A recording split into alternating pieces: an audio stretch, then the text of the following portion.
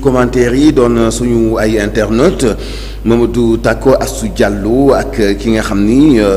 moo di Mamadou Ndione ak Grand Thier ak mboolem ñu ànd ak ñun Narfal Mohamed Sow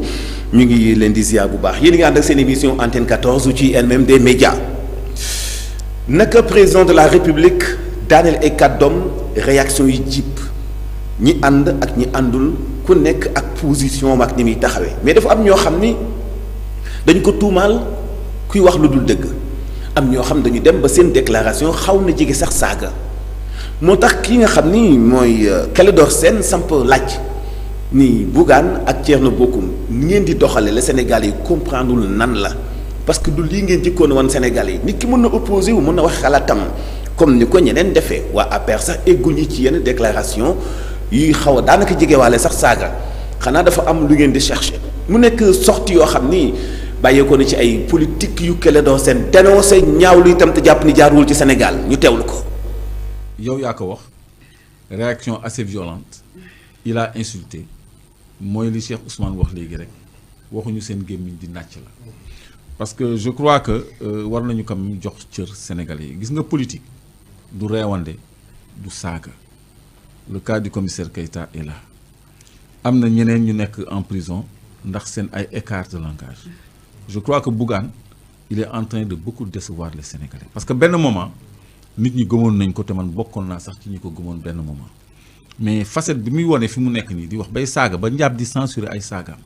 di traiter son discours de violent ci loo xam ni ordre constitutionnel la ñu appliqué comme ni ko Abdoulaye Wade defee woon comme ni ko Macky Sall defee woon mais ñoom fan la ñu nekkoon.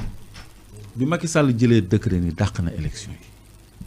fan la ñu nekkoon bi assemblée bii ñu tas nii tey ni dañuy reporter élection yi presque ba 2025 décembre 2024 ñoom fan la ñu nekkoon bi assemblée bii di tuumaal ay juge conseil constitutionnel ni dañ leen a corrompre où était Thierno Bocoum où était Bougane où était ñi doon wax ñii ñëpp tey mel ni dañoo jalgati constitution mel ni dañoo jalgati loi mais Diomaye discours am matul 5 minutes invoqué na article 3 constitution la souveraineté appartient au peuple le peuple c'est pas Bougane bu fekkee ni dañu jël le peuple en otage au mois de novembre auront lieu des élections législatives ngal la ñi nga xam ne ñoom le peuple bi àndal nañu restaurer la volonté populaire kon loolu lu ñu joxe la on a donné au peuple un rendez-vous pour qu'il s'exprime détenteur qu'il est de la souveraineté au titre de l'article 3 de la constitution du président cité article 84 ñu dellu si ci moo ko may mu jox priorité agenda am calendrier am ordre du jour am à l'Assemblée nationale moom ak premier ministre am loolu la appliqué article 87 moo ko may mu dissoudre Assemblée nationale décret moo ko may mu dindi Abdoulaye Daouda Diallo ak Aminata Mbengue Ndiaye ci HCCT te même décret boobu lay dindee conseil yi Macky Sall fal yépp kon kii dafa nekk di exercer ses prérogatives constitutionnelles n'en déplaise à son opposition léegi nag il faut savoir raison garder parce que gis nga ñii nekk au pouvoir du ñoo xam ne dañ leen di intimider du ñoo xam ne da nga leen di son jëlee ci ndam ñii dañu xeex ay années ànd ak peuple bi ñuy wax ñoom parce que nee na am na ñoo xam ni dañu dee en bandoulière ci révolution bi est-ce que ay militants gëm sa bopp lañu ay militants Pastef la ñu rey pour la plupart ñoom ñoo payé le lourd tribut ñi dañoo xeex 2021 ba 2024 déjjati nguur goo xam ni dafa samp ak ay milliards am ak ay nervem ak ay force de l'ordre am yoo xam ne dañoo martyriser ay nit ka Pape Abdoulaye Touré moo ci mujj suñu moor yi ñu ngi leen di jooy ba léegi ñu amoon benn violence verbale à l'Assemblée nationale nan opposition bi lacrymogène ak liif doyatul ci ñoom dañ leen war a yeew ba ñu ni ngodd tàbbal leen géej jën yi lekk leen ci jamono joo xam ne ñu ngi doog a repêcher Fulbert Sambou beneen député bi Cheikh Seck nit ñi on marchera sur leur cadavre en 2024 ba noppi def ko rey fi ay centaines de gosses ñoom fu ñu nekkoon loolu je crois que moo gën a grave fuuf président bu jël li ko constitution bi may pour jëfe ko li ko loi bi may pour jëfe ko dem ba consulter président assemblée nationale pour avis pas pour consultation simple pour avis recueillir avis président Assemblée nationale, recueillir avis Conseil constitutionnel, recueillir avis Premier ministre. Qu'est-ce qu'il y a à dire dans la démarche? Mais on est en politique, saaga amu fi yoon, le peuple est souverain. Ousmane Sonko moo tiital ñëpp. Oui. Mais Ousmane Sonko c'est le maître du jeu.